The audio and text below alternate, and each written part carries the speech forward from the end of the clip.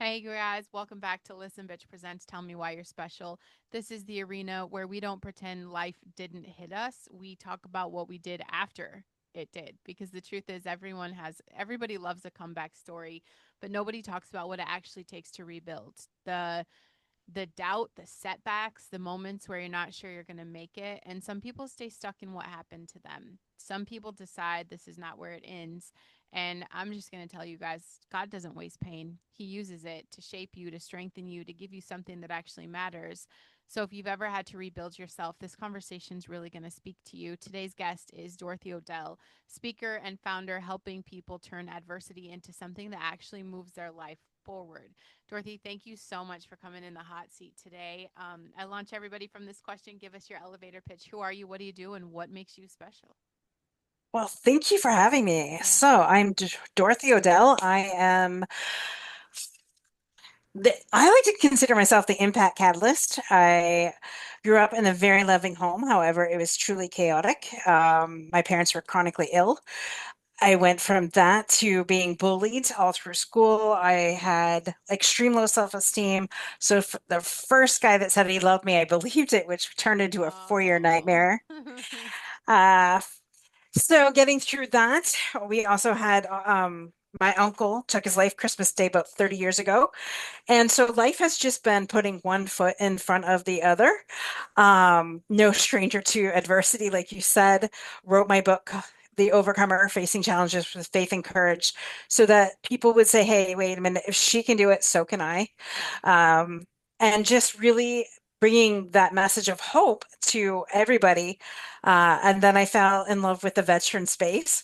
And now I am a veteran ally, amongst other things. And yeah, just really here to give people hope and to encourage them never to give up. Yeah. Um, just keep putting that foot in front of the other. Yeah. So overcoming that adversity, a lot of people stay stuck in like their childhood was rough, their parents didn't teach them, and all these things, and like it's excuse stacked up on excuse. Um, I would say the first thing people don't realize is like maybe you didn't have a lot of say in how you grew up, but as an adult, you get to choose now Mhm. what comes next, and you can only blame those struggles for so long, right? Amen to that. Mm-hmm. And what I had to really learn was our parents are doing the best that they knew with what they had. Yeah. So, maybe they didn't grow up in a great environment. This wasn't the case for my parents, but I'm just saying, they grew Yeah. up with different ideals. And, back when my dad was growing up, he was the oldest of five. My fa grandfather had to work three jobs just to put food on the table. So, as you can imagine, now being the oldest, you are the example for the rest of them. Yeah. So don't mess up. Yeah. Right? And if you messed up, you heard about it, right? Because Yeah. you're the example. Yeah. Um, and so, that built a lot of character within my dad and that strong,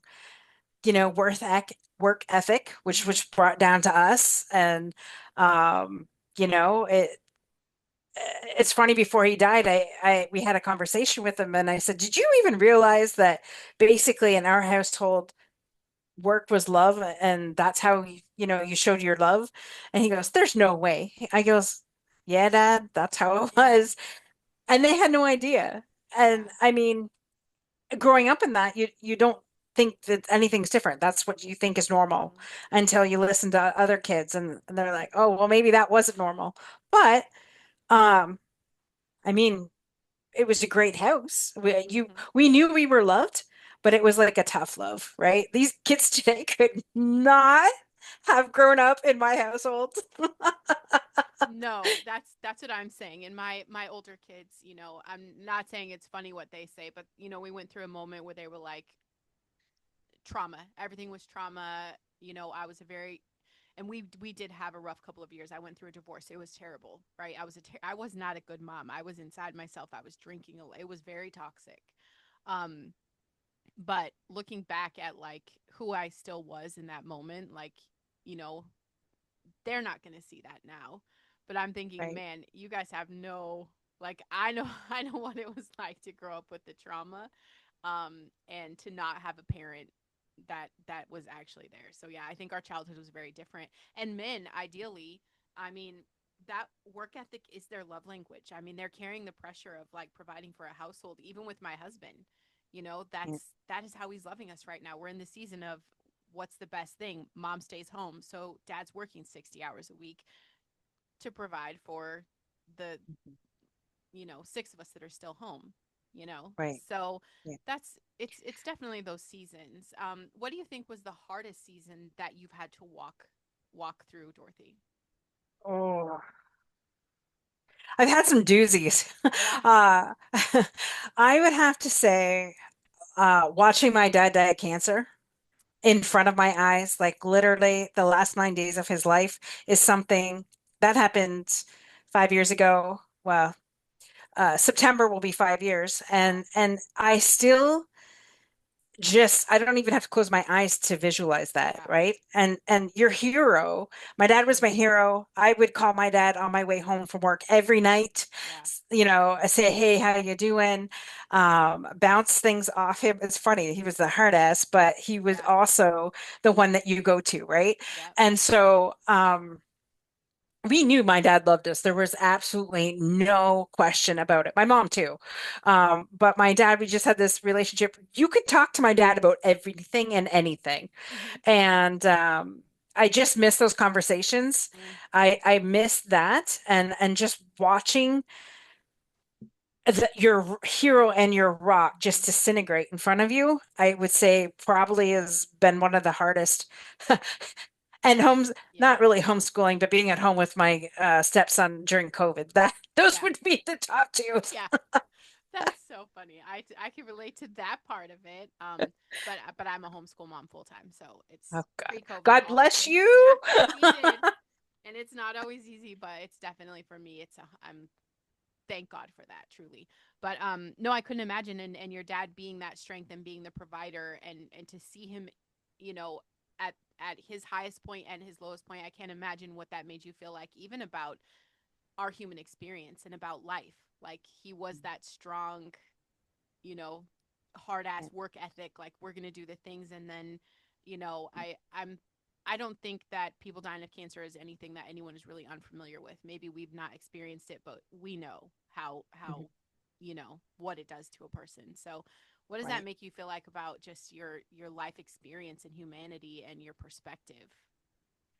My perspective on life is really changed actually since he died. It's life is way too short. He died at Mm. 69. That I mean, Oh, he he's lived a young. good life, Mhm. but that is young Mhm. in in today's standards. Yeah. And it's funny because I also have a podcast too, and I never thought that I would be any center of attention at all. That's not how we were raised. My parents didn't want to be a part of any attention. When I wrote the book, he was shocked. And then when I went to go do stuff like that, he's just like, "What in the world? Mhm. Like, why would my daughter do this?" Right? And Mhm. so he didn't understand. He supported, obviously, but with him dying, it's just life is too short. Do what you want to do. Mhm. Don't stay in a dead end relationship or a dead end job um, because it provides, um, you know, life can sometimes be hard. So choose your hard. What's Yeah. harder, being in a relationship that you weren't meant to be in, or, having give yourself a year to get over it, right? Yeah. Um, but just really not settling is Yeah. basically, I got that from his time, like watching him that the last year of his life. And it's funny because that's not how I was raised, but that is what I got out of that experience. Because it's you could be here today, gone tomorrow. Yeah. And I think we've all had, I don't know of anybody that cancer hasn't affected them in some way, whether Right. person they know in their immediate Yeah. family or a friend or family member. Mhm. Um, and cancer is that. It basically eats you from the inside out. Yeah. And watching that is traumatic. Yeah. But yeah. And I mean, yes. It is probably one of the worst experiences to watch someone you love to go through because you're helpless. You're Yes. helpless, and the person you're going to for strength, they're in it, and I just, feel like the world is imploding. Um I'm sure you spent time in survival mode. Uh, a lot of Most time of my in life. in that area. What does that feel like? And what was your wake up call of like, I can't stay here. I can't keep living like this. Like I'm killing myself in survival Mhm. mode. Right. I would have to say the very first time I actually kind of put a term survival mode on that is um, I was at the tail end of my abusive relationship that I had been in for 4 years. It was verbal and mental, right? It was like Yeah. coming home to Dr. Jekyll, Mr. Hyde. I had no idea who I was going to get that night. Oh, And I said to a girlfriend, it was a mutual friend, I said, I just wish he would hit me. Because if he hit me, it's then I easier. would just deck him and I'd be gone. I've Like said that. I was just like, I Yeah. just really wish he would hit me. Mhm. Because you don't know, because they have you thinking, Yeah. well, oh, it's just you, right? If you wouldn't Yeah. have done this, then I wouldn't have said that, right? And then you got to thinking, am I just this horrible person? Mhm. With the mind games but when his son went to his mom and said, Dad's doing some pretty horrible things to Dorothy. Yeah. And then she confronted me and said, Hey, are you okay? I'm like, what are you talking about? And she's just like, well, um, the son said, that you and her ex Yeah. were getting into arguments. I won't say his name, but I'm just like, you know, I had to take a step back and think. I'm like, well, if a kid can see it, because I refuse to argue in front of a child. Like Yeah. if he started, I would just back away, Yep. type Kids thing. know. And they know, and I was just like, you know, but again, he had me believing some things within that relationship too. Yep. So I was just like, whatever. And then I really realized I was exhausted. I Mhm. my blood pressure was so high at one point between that relationship and the job that I was in. My doctor says if it was like 174 over 138, he says if you Wow. don't do something about this now, you're going to stroke out. Yep. And I could just remember it's funny you said God uses everything, and it's Mhm. 100% true. He was laid off, and I was the only one working at the time supporting us. And everybody's just like, leave him, leave him, leave him. And I'm like, you can't. If you were married, you can't just leave your husband because he doesn't have a job, right? That's Right. just not something you do, right? Right. And so we were in Walmart of all places, and we were with friends, and he was a gamer, and so he wanted this Guitar Hero. Okay. And I said, no, we can't afford it. You're not working. There's no way. And that was the very first time I put my foot down, and he didn't like it. Oh. And I said, if you ask me one more time, I'm getting out of here. And it's like God was in front of me, and there was this veil in front of me, and it split from the left to the right. And that moment forward, I'm like, I need to get out of this relationship. I need to move forward. If I don't get out of it, it's either the relationship's going to kill me, or something I'm drastic is going to going to prison. happen, or I'm going to prison. Right. And it's funny because I hid all that from my parents, right? Yeah. I hid that from everybody. And because you feel ashamed. You're like, no, this can't happen Mhm. to me, Mhm. right? And so and I didn't realize how exhausted I was and just how much you just keep putting that foot in front of the other. You don't even realize it. It's like you're tunnel vision, you're in your zone, so to speak, and you don't see a way out until God reveals the way out. And it was just like Yeah. that I think happened, I want to say October. Um, and my Freedom Day was November 4th of that Okay. same year. I decided, enough was enough. And I got out of there. And it's funny because I was talking to our mutual friends, and I said I got to get out of here, and they begged me not to. I was just gonna pack my stuff, and Go. I would be gone by the time Mhm. he came home one day. And they said, please don't do that. That happened with his past relationship. He didn't take it easy. And I'm like, well, that's not my problem. Not your problem. Really? Yeah. Not my problem. You want to sit in the middle of the highway? Like, that's not my problem. Mhm. But then I had also had experienced a family member complete suicide. So I knew I didn't want that to happen, but I Right. wouldn't have taken the ownership of it, right? Yeah. And so I just all the things that I thought that would be a problem, it's funny because it just cleared up. I'm like, everything was on my name. So I said, I'm going down to the utility commission. I'm either you give me a blank check to put it over in your name, or I'm just canceling everything and you could pay Turning it activation off. fees. Yeah. And honest to God, he gave me a blank check, a void check to give it to them. And I'm just like, so every problem that I thought that Just worked was out. stopping me from going, it just everything cleared Hmm. up. I had I had my family there within a week getting my stuff out. I moved had to move back home, but like it didn't matter. Like I Yeah. needed to get out. Yeah. And when you walk in such tremendous brain fog that you Hmm. can't even think, Yeah. um, that's that. I think that was my key to like, okay, you're in survival mode, get out. Yeah. So I think a lot of women get that same chance, or even men too. Men are in abusive relationships. I'm not trying to demean that in any way, but why do you think? Because I think a lot of people have that God moment. I think they get that chance and they still stay stuck in what they've been through. So, what do you think the difference is for the people that really listen to that opportunity and the people that are still just in it right now? they A, don't think they can get anything better, or Yeah, B, they're so fearful of the unknown that they are just stuck. I also worked in a women's shelter for a little bit. I was in the office, but I would see these women coming in like arms in a sling, bruised and battered, and I'm like, what? Like, and some of these women had been this would be like the third or fourth time that wow. this has happened to them. Like we put them through the system, we get them the help they need, we get them a new housing, relocate some of them if we have to, if the situation is dire.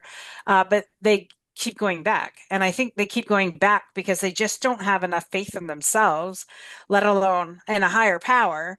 And they just don't see that they can do it, right? Oh, I'm not strong enough. Well, let me tell you, you're strong enough.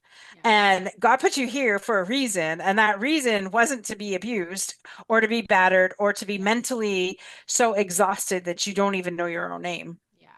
That's the point where I So, wish I could just tell I wish everybody just knew Jesus cuz like girl, I'll never have enough faith in myself to do anything ever. It is yeah, him calling me to this and it's my faith in him that ever moves that. I'm nothing, we're kind of yeah. nothing and I totally get that. I just finding that outside source. Tell me about your renewed framework. What is that? Tell me about that in real life. So, ironically enough, okay, so I wrote the first book and then I wrote like the Overcomer playbook, right? So, 7 steps that I used to go from surviving to thriving, right? And then I thought, well, the playbook is like a spin-off of football, which it was more for men.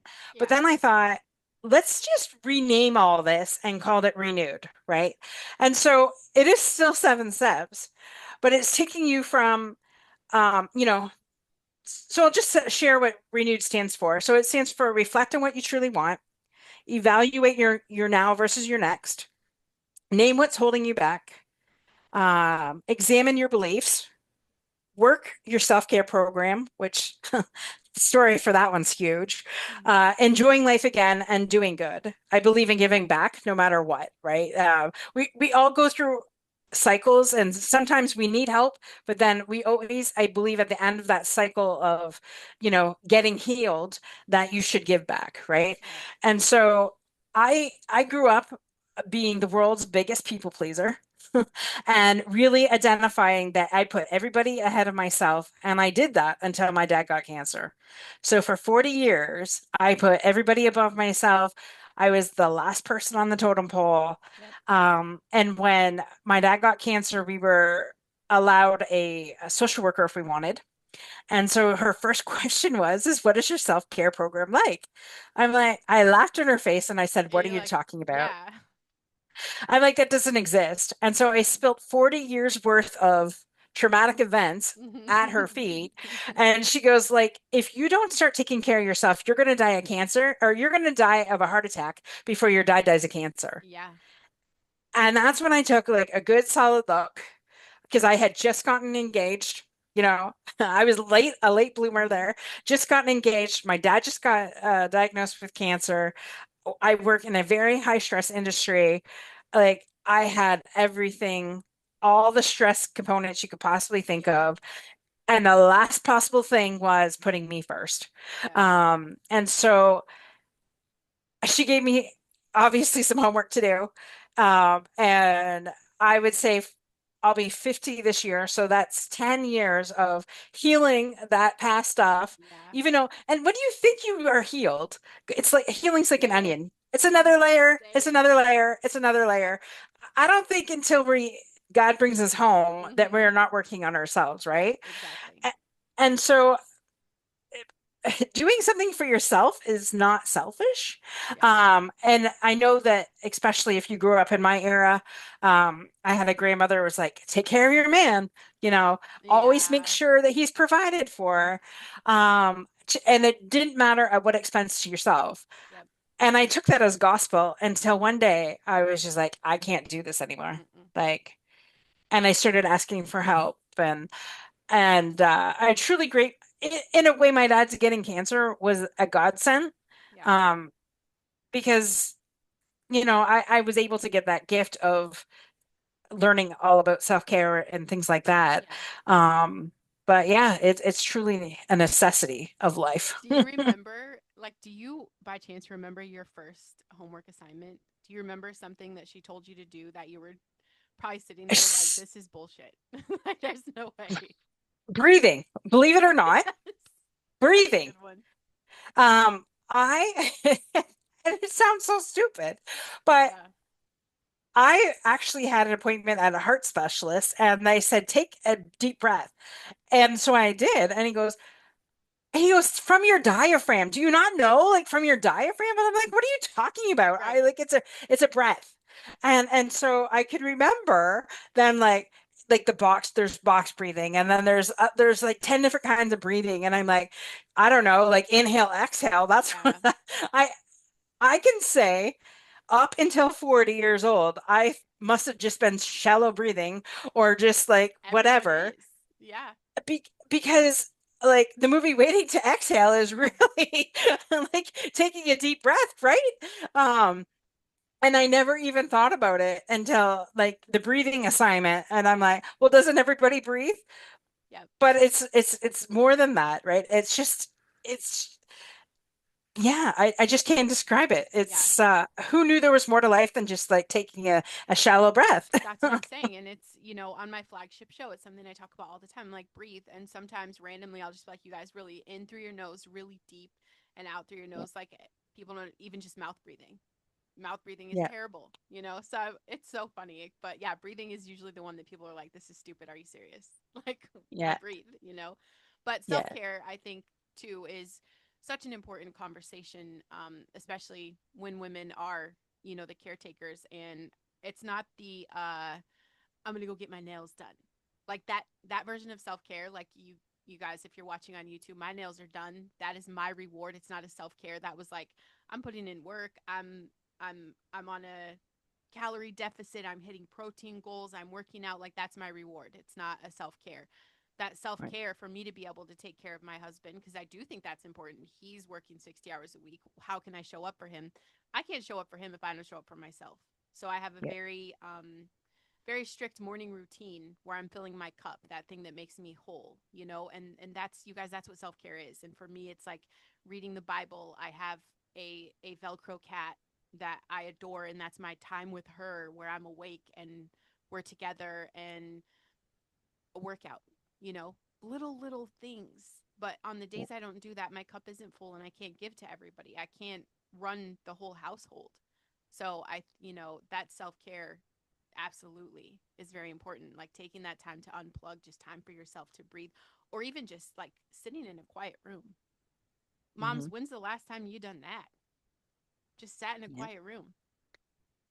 yeah, It's I think people just kind of either misunderstand the idea of self-care, and they think it's like, oh, Dorothy, let's go do a spa day. Like, yeah, that's yeah, cool, but you can't go to the spa every day, right? You need yeah. sustainable everyday things to take care of yourself. Where do people really self-sabotage when they're trying to rebuild their life?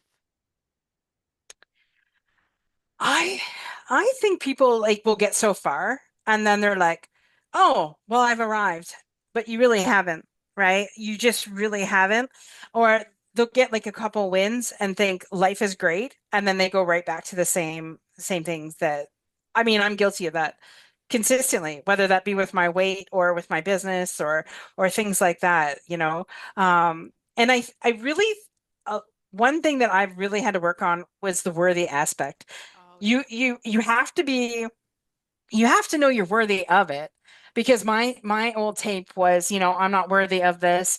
Um, you know, I don't know why I felt like I was such a bad person, not to be able to be worthy of taking an hour of my day to go work out. Yeah. Um, but it's truly the crap that we tell ourselves about ourselves is like, you Yeah. wouldn't say that about your worst enemy, but No. yet you think that about yourself. And why is that?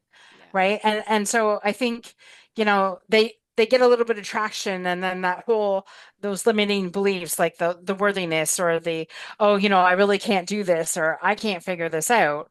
I think Yeah. that's what comes to the forefront and Yeah. people just they'll sabotage themselves because they don't think they're worthy of it. Yeah. I still catch myself in those moments, right? Like Mhm. I'm having these great results and I catch myself like, "Whoa, what are we doing?" It's like I'm trying to blow it all up because I think, "Nope, like this isn't who Yeah, you are. Who are you going to be? Like what's going to come with this?" And I think, yeah. just we're born into a world of sin in the first place, so that's going to be something we all have to overcome is that ugly voice in our head because I don't know anybody that doesn't have it.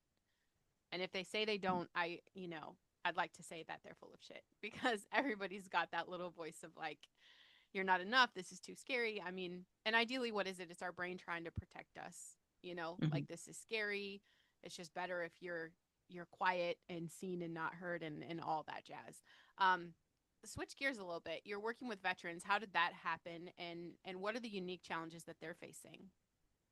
Oh my gosh. Okay. So ironically, a little backstory. So I've always been in I didn't even think about it, but I've always been within the military background. My dad's baby brother was in the Canadian Armed Forces. My great grandfather served in the Navy, and a lot of my cousins were either in cadets or active duty in Yeah. the military. So growing up, going to the Legion with Grandpa on Friday night was like That's a that was our thing. thing. Yeah. But I didn't even really think about it because to me that was just life, right? Didn't think Yeah. of the sacrifices. My uncle was an administrator, so in the Canadian Armed Forces, so it wasn't like he ever saw active duty. Mhm. Not to minimize Right. his service, but he was never on the Mhm. front lines.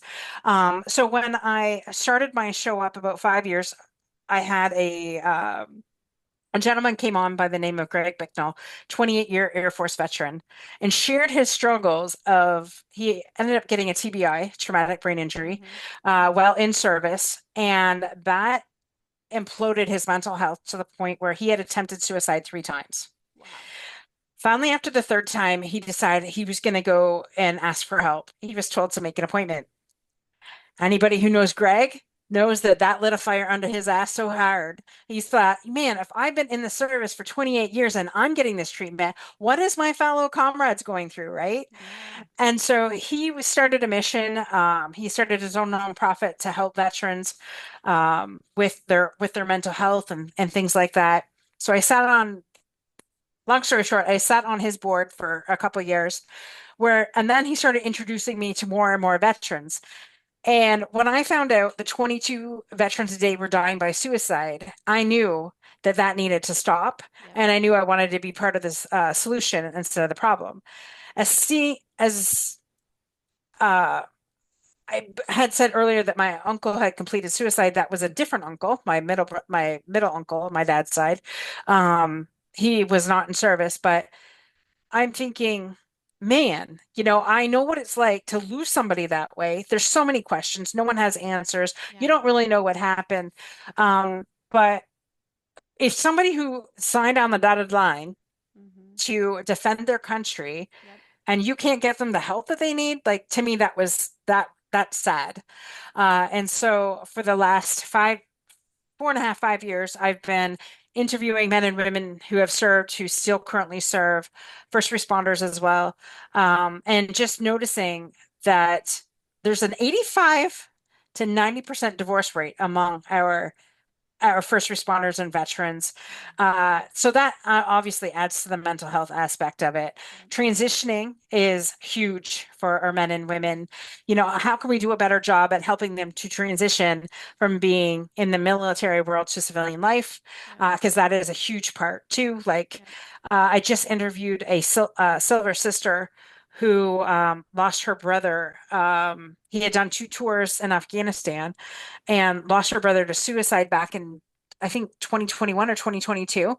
And she told me, like, her story is absolutely, it keeps me up at night, some of these stories, right? Yeah, I'm sure. Thinking that they're trained to kill, but why are they not trained to, I'm not saying get over it, but like Yeah. if you're trained to kill, like how do you train your mind to not let that affect you, right? Yep. There's got to be more training and more help on the inside, you know. Um, and then there's survivor's guilt, right? Like you Oh, saw your brother or sister be blown up beside you, yeah. but yet you're able to come home. Yep. So all of this is what they face, let alone if they've been in combat, injured, things like that.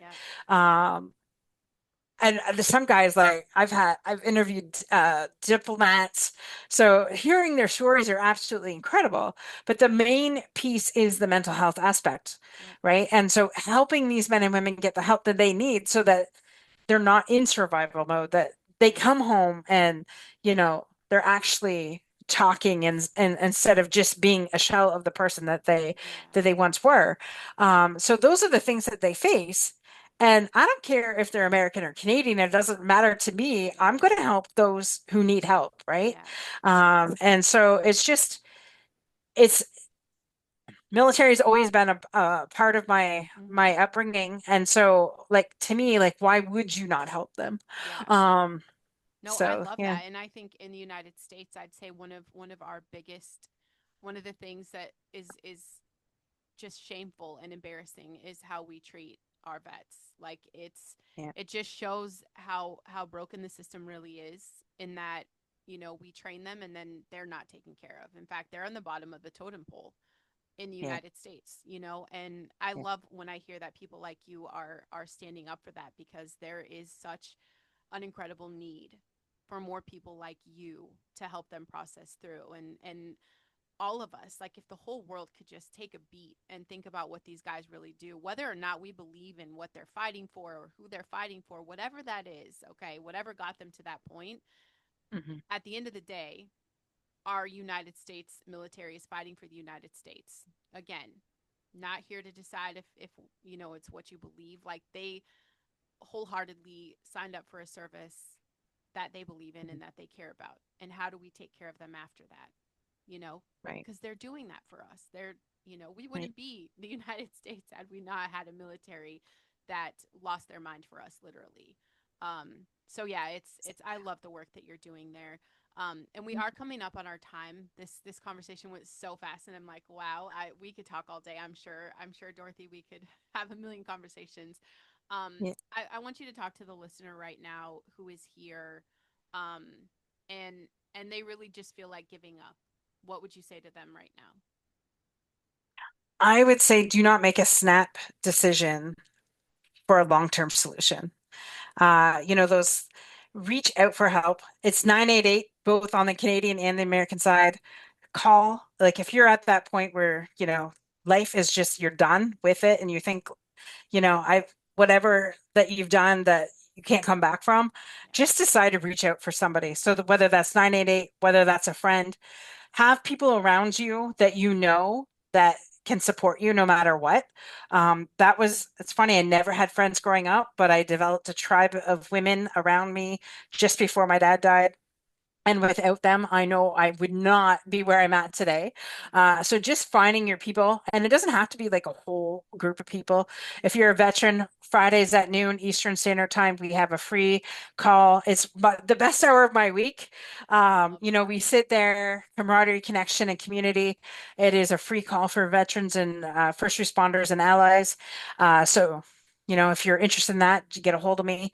But just do not take those steps in a quick minute decision where you think life is too hard. Um, Grab a book, do something, grab a friend, whatever it takes to get you through. Yeah. And I promise you, I've been in those deep, dark moments before myself where I literally had to breathe deep, like for at least until I could just go to sleep, right? Yeah. Once I was asleep, I was fine. But in those moments, it was so dark that I had to do whatever I had to do um, to focus on that. So please, whatever you do, just reach out to somebody for help. Um, and there is hope no matter where. You just got to find it. I agree. I had a great guest the other day that said, just one more day. Tell Yes. yourself today, like one more day, one more day, Yeah. um, one more day. How can people One get more. resourced with you? I will share links in the show notes. So Sure. I think the vet call, if you put that in there, it's in there, you guys. Yeah. People can reach out to me, LinkedIn, Facebook. Okay. Facebook is usually where I hang out. LinkedIn as well, and definitely our website. There we go. Unstoppableovercomers.com. Go check us out and just, say, hey, I saw you on the show and just wanted to say, hey, or if you are a veteran and you need some resources, there's actually one of my very dear friends who's a veteran. He's 80 years old.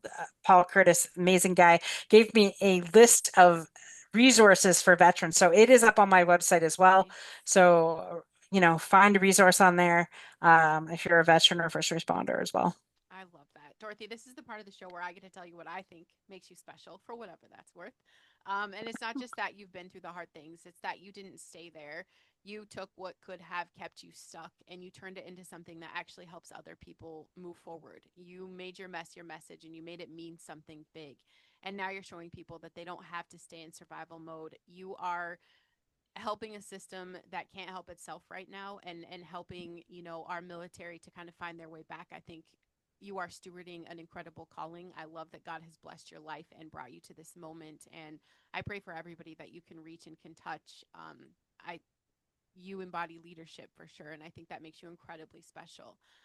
For you guys listening, what you've been through matters, but it doesn't get to define you.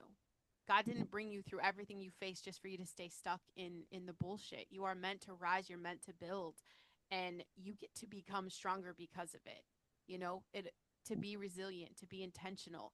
And please, you guys, remember your message, your message. Even the pain, even the setbacks, even the seasons where you didn't know how you were going to make it. And that's where your voice is built. And if you've been feeling that pull to use your voice, to share your story, to turn what you've lived into something that actually helps people, that's what I get to help you do. I'm going to help you take your story, your experience, and your truth and turn it into something that actually connects and creates impact, whether that's a podcast or something different. Um, we move in the direction of you finding your voice and your potential so you can help people just like Dorothy is doing that. If this episode spoke to you, if you know someone that really needs this, if it spoke to you, please leave a review. Stars are super cute, but written review gets this up in the algorithm for other people to see it. And for now, in this moment, you know someone that Dorothy can't access without your help. So it's a very selfless thing to share this out with whomever you can. Okay, so please share it, maybe privately, put it on your socials, whatever that is. Help us reach whoever Dorothy needs access to today and whoever needs access to Dorothy. And for that, Dorothy, just, I mean, truly, God bless your work, your journey, your experience. I think, He's done great things with you, and I'm rooting for you. And I appreciate your time in the hot seat. If you guys are ready for the hot seat, come tell me what makes you special. Thank you.